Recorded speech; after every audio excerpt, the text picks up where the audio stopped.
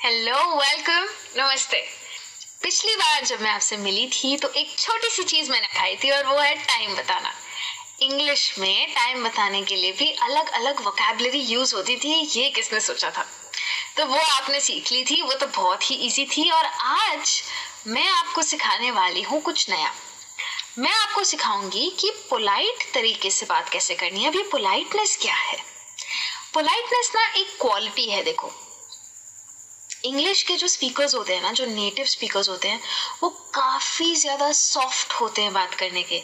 जब हमने साउंड्स की बात की थी तब मैंने आपको बताया था कि उनका आर तो आपको सुनाई ही नहीं देगा। जैसे वो इतने सॉफ्ट होते हैं बात करने के कि वो अगर गुस्सा भी करे ना तो आपको लगेगा नहीं कि वो गुस्सा कर रहे हैं। ब्रिटिश लोगों की बात कर रही हूँ मैं, अमेरिकन और ऑस्ट्रेलियंस की बात नहीं कर रही हूँ। यहाँ पे बात करने के बहुत ही सॉफ्ट होते हैं, बहुत ही लिहाज होता है उनको बात करने का। तो अगर हम उनकी भाषा बोल रहे हैं तो हमारा भी फर्ज है कि हम थोड़ा पोलाइट तरीके से बोले, यानी कि थोड़ा और शांति से बात करें। हिंदी में क्या होता है ना कि हमें अगर गुस्सा आता है तो हमारा आवाज एकदम ऊंचा चला जाता है, हम चिल्लाने लग जाते हैं लोगों पे और हम पता नहीं क्या क्या बोल देते हैं। इंग्लिश में गुस्सा आए तो क्या करना चाहिए ये तो एकदम ही अलग बात है, लेकिन क्या होता है कि आपका मतलब शायद वो नहीं होगा। आपका मतलब नहीं होगा कि आप रूड रहे या आप किसी को ऑर्डर दे या कुछ भी, लेकिन कई बार ऐसा लगता है कि आपने ऑर्डर दिया है इंग्लिश में, क्योंकि टोन का ना बहुत ज्यादा महत्व है। तो वो आज मैं आपको सिखाने वाली हूँ और वो आपके लिए कैसे बेनिफिशियल है वो भी मैं आपको बताऊंगी। अब देखो, सबसे पहला प्रॉब्लम तो ये है इंग्लिश का कि इंग्लिश में आई होता है, यू होता है, वी होता है। हिंदी में हमने बचपन से सीखा है कि आप होता है, तुम होता है और तू भी होता है। तो आपसे कोई छोटा होता है तो आप शायद तू करके बात करते हैं। आपकी उम्र का है, आपसे थोड़ा सा ही बड़ा होता है तो आप तुम करके बात करते हो, और कोई काफी बड़ा होता है तो आप करके बोलते हो। तो ये डिस्टिंक्शन हिंदी में तो है पर इंग्लिश में नहीं है। तो फिर अगर मैं सबको यू बोलने वाली हूँ तो कुछ तो चाहिए ना बताने के लिए कि मैं आपसे अच्छे से बात कर रही हूँ, मैं पोलाइटली एकदम मैनर्स के साथ आपसे बात कर रही हूँ। तो वो क्या है वो आज मैं आपको सिखाने वाली हूँ। क्योंकि क्या होता है कि इंग्लिश में हम कमांड्स बहुत जल्दी दे देते हैं। हमने कमांड सीखे थे सबसे पहली क्लास में, तो वो हम काफी जल्दी दे देते हैं, लेकिन क्योंकि हमारा टोन गलत होता है तो हम शायद रूड लग सकते हैं लोगों को और लोग हमसे बात ना करना चाहे, ऐसा हो सकता है। तो सिंपल में सिंपल तरीका पता है क्या है? थैंक यू और सॉरी। कोई भी आपके लिए कुछ भी करता है तो थैंक यू बोल दो। अगर आपसे कोई गलती हो गई है तो सॉरी बोल दो, हम छोटे नहीं हो जाते ये बोल के। और कोई भी चीज अगर आपको किसी और से चाहिए तो टोन को ना थोड़ा रिक्वेस्ट की तरफ लेके जाओ। आप ऑर्डर भी रिक्वेस्ट देके कर सकते हो और वो एकदम पोलाइट लगेगा। और उसके अलावा और क्या कर सकते हो उसी के बारे में तो ये क्लास है। तो जल्दी जल्दी आज शुरू करते हैं, बात करते हैं एकदम पोलाइटली आप और मैं, और जल्दी से फॉर्मल इंग्लिश की तरफ बढ़ जाएंगे हम। यहाँ से आप फॉर्मल इंग्लिश की तरफ टर्न ले रहे हैं, यानी कि ऐसी इंग्लिश जो कॉलेजेस ऑफिस में चल सकती है। तो ये आपके काफी काम आने वाली है। सबसे पहला टिप कि ऑर्डर देने से अच्छा है कि पूछ लो। जब आप कोई भी चीज को ना रिक्वेस्ट में टर्न कर देते हो ना तो कोई इंसान आपको मना नहीं कर पाएगा। ये कर दो और ये कर देंगे प्लीज, में फर्क है ना। अगर मैं बोलूंगी ये कर देंगे प्लीज तो कोई मुझे मना नहीं करेगा। ज्यादातर केसेस में, कुछ लोग होते हैं जो इसके बाद भी मना कर देते हैं, हक है उनका ना बोलना, पर ज्यादातर केसेस में मना नहीं करते हैं। लेकिन अगर मैं बोलूँ ये कर दो प्लीज, और प्लीज भी बोलूं पर बोल दूं ये कर दो प्लीज, तो सामने वाले की ना इतनी इच्छा नहीं होगी करने की। तो फर्क देखो। Finish the presentation by 8 PM। Could you submit this presentation tonight? हो सकता है कि ऑफिस में मैं आपसे ऊपर हूं और मेरा फर्ज है कि मैं आपको ऑर्डर दूं, मेरे पास ये अथॉरिटी भी है कि मैं आपको ऑर्डर दूं। फिर भी अगर मुझे आपके साथ दोस्ती बनाए रखनी है, अगर मैं चाहती हूं कि आप मेरी बात माने, तो ये बोलने के बदले कि finish this presentation by 8 PM, मैं आपको बोलूंगी can you submit this presentation tonight, और आप ना नहीं बोल पाएंगे। ये फर्क है टोन का और क्या बोल रहे हैं उसका। ऑर्डर देने के बदले मैं आपसे पूछ रही हूँ कि आप कर लेंगे, तो फिर आप ना नहीं बोल पाएंगे। आप बोलेंगे इतने प्यार से पूछ रही है तो क्या है इनको मना करें। तो आपको भी लगेगा कि नहीं मुझे करके देना चाहिए, और सवाल पूछने का एक मेथड मैंने आपको बहुत पहले सिखाया था, उसको मैंने कहा था क्वेश्चन टैग्स।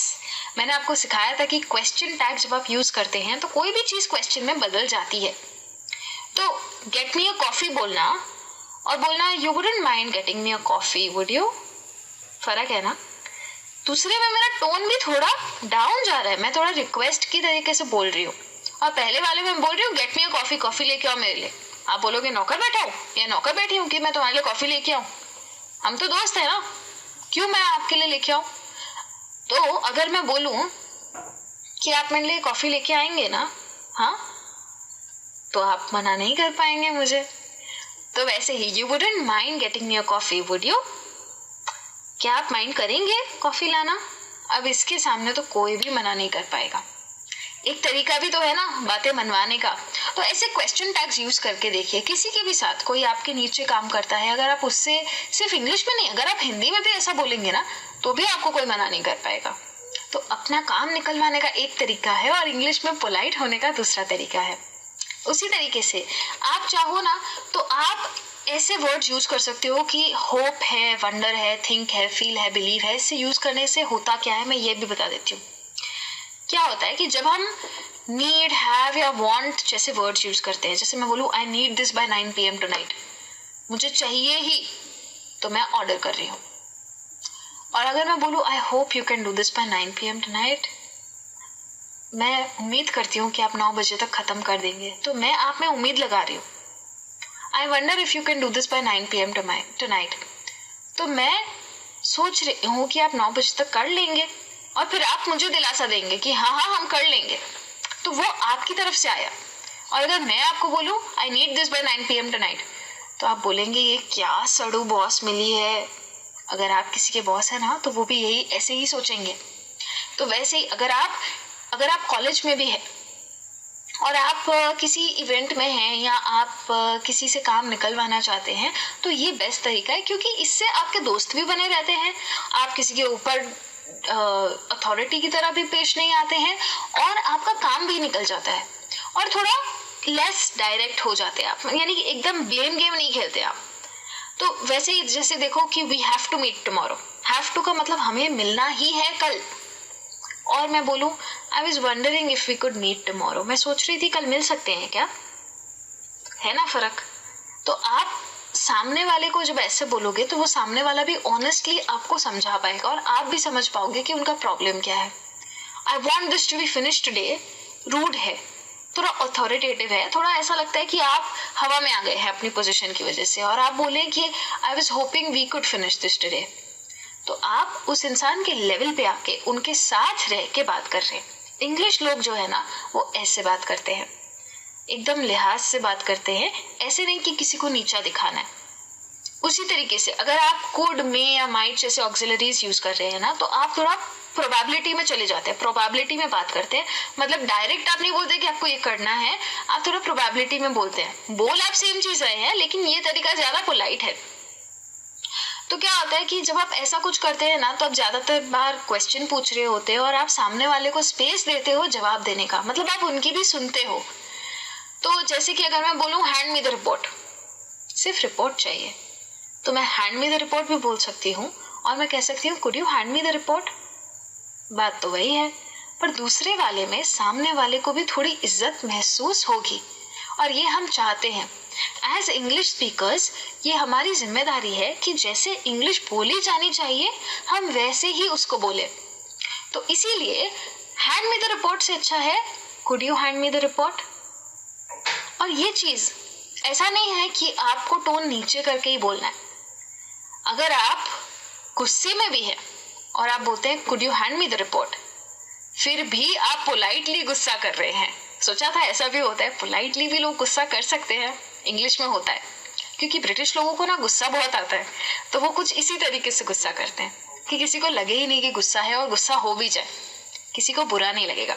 वैसे ही I want to say something और मे आई से समथिंग हियर, जैसे आप समझ लीजिए कि ऑफिस की मीटिंग में है और आप अपना कोई पॉइंट ऑफ व्यू देना चाहते हैं, अपना ओपिनियन देना चाहते हैं, तो अगर आप बोलेंगे ना I want to say something, तो ऐसा लगेगा कि क्लास में किसी ने डाउट खड़ा किया है या आपने किसी को कट करके बात की है।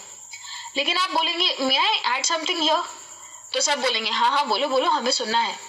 यहाँ बोलेंगे मे आई से समथिंग हियर, तो वो लोग आपको सुनना चाहेंगे और आपकी इज्जत बढ़ जाएगी ऑफिस में।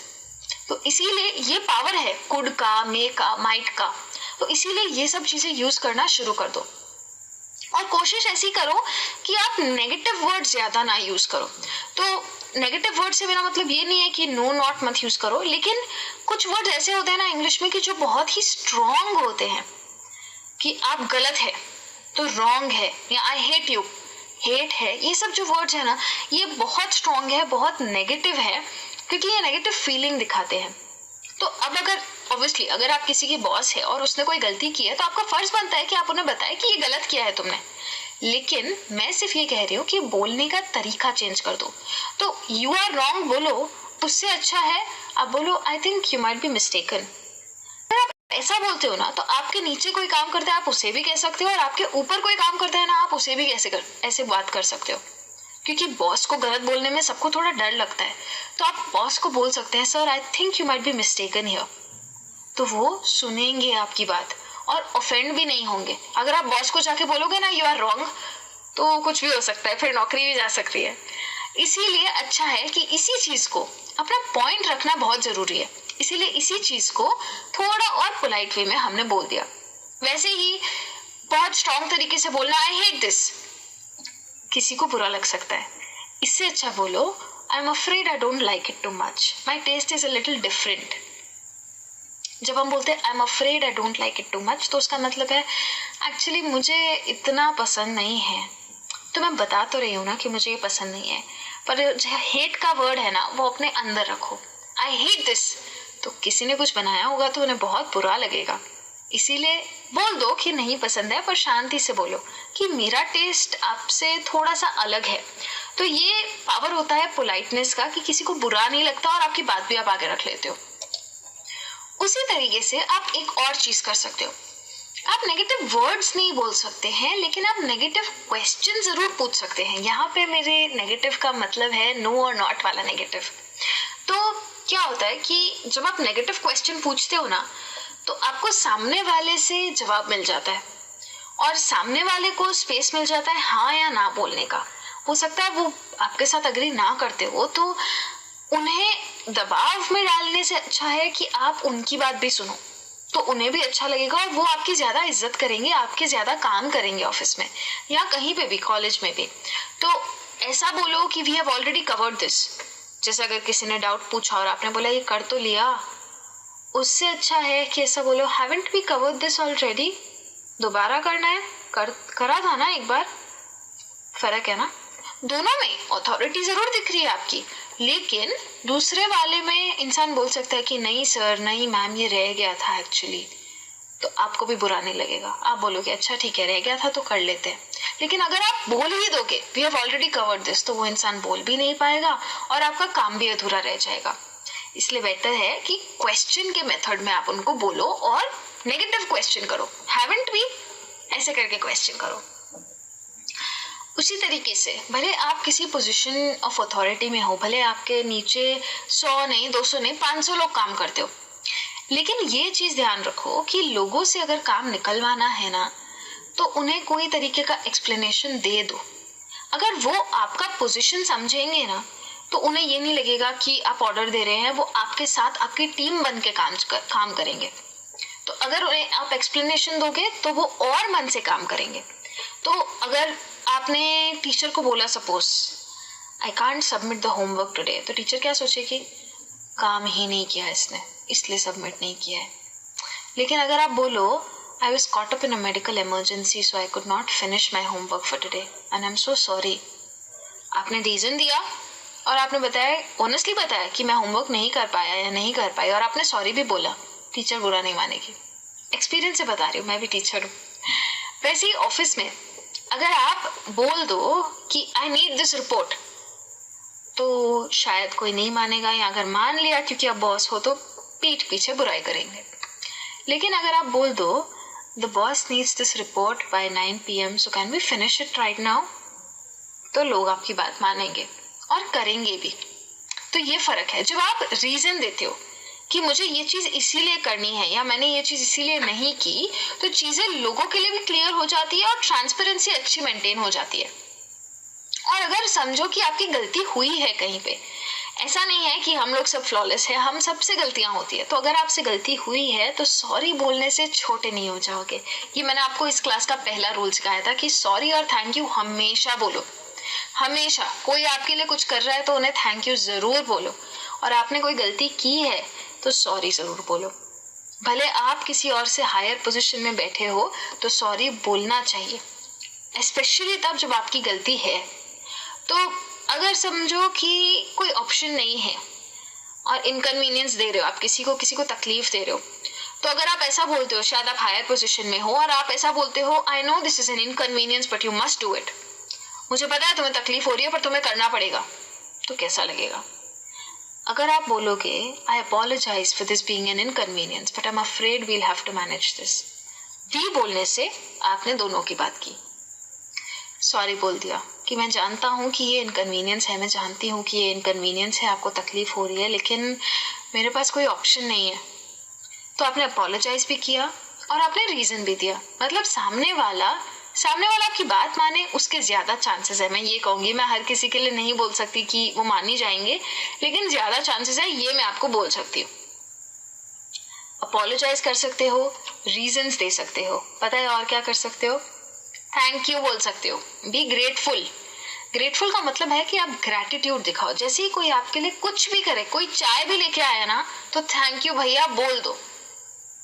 थैंक यू बोलने से सामने वाले को अच्छा लगता है, उनके एफर्ट्स किसी ने अप्रिशिएट किए वो उन्हें लगता है, और इंसान छोटा हो या बड़ा हो थैंक यू जरूर बोल दो उन्हें। वो सबसे पोलाइट तरीका है बात करने का। कोई छोटी चीज की हो तो आप थैंक यू बोलोगे, कोई बड़ी चीज की हो तो शायद कुछ और बोलोगे। जैसे थैंक यू बोल सकते हो वैसे पूरे सेंटेंस भी बोल सकते हो। जैसे अगर किसी ने आपके लिए कोई प्रोजेक्ट कर लिया या डेडलाइन के पहले आपको फाइल दे दी, तो उनके लिए थैंक यू काफी नहीं है। कोई चाय लेके आया, कोई फाइल लेके आया, तो आपने बोला थैंक यू कि आप लेके आए। पर अगर किसी ने कुछ अच्छा किया है तो आप बोलोगे आई really appreciate what you have done for me, कि मैं बहुत ग्रेटफुल हूँ, मैं काफी ज्यादा अप्रिशिएट करता हूँ या करती हूँ जो आपने मेरे लिए किया है। मतलब इसका मतलब क्या हो जाता है पता है? कि आपने नोटिस किया कि उन्होंने आपके लिए क्या किया और उन्हें अच्छा लगेगा कि आपने नोटिस किया। उसी तरीके से अगर किसी ने कुछ बहुत बड़ा किया है, जैसे किसी ने आपकी जान बचाई है समझो, तो फिर आई एम वेरी थैंकफुल काफी नहीं रहेगा, क्योंकि थैंक यू तो आप सबको बोलते हो ना। तो उन जैसे लोगों को आप क्या बोल सकते हो? I will be indebted to you for what you have done. मैं जिंदगी भर तुम्हारा कर्जदार रहूंगा इस चीज के लिए जो तुमने मेरे लिए की है। पर सबको ये चीज मत बोलना, जिसने आपकी जान बचाई हो, कुछ ऐसा बहुत बड़ा किया हो ना, सिर्फ उसी को ये चीज बोलना। तो थैंक यू और इसमें बहुत फर्क है। थैंक यू भी पोलाइट है, पर थैंक यू छोटे छोटे सिचुएशंस में यूज हो सकता है, लेकिन कुछ बड़ा आता है तो थैंक यू के ऊपर भी तो कुछ होना चाहिए। तो तब ये सारे सेंटेंसेस आते हैं, जैसे I really appreciate, I am really grateful, I am indebted to you. ऐसे कोई सेंटेंसेस जब आप बोलते हो तो वो पोलाइट ही नहीं लगते हैं, सामने वाले को बहुत ही ज्यादा अच्छा फील करवाते हैं। तो अभी के लिए इतना ही, लेकिन ये काफी नहीं था। हाँ, अभी बात खत्म नहीं हुई है। अभी तो मुझे आपके साथ और भी बहुत सारी बातें करनी है इस टॉपिक के बारे में, लेकिन वो अब अगले वीडियो में। तो अगले वीडियो में लेके आ रही हूँ इसी टॉपिक की थोड़ी और नई बातें आपके लिए, इसलिए जल्दी जाके वापस आओ, मैं भी आती हूँ। तब तक के लिए thank you so much and bye bye.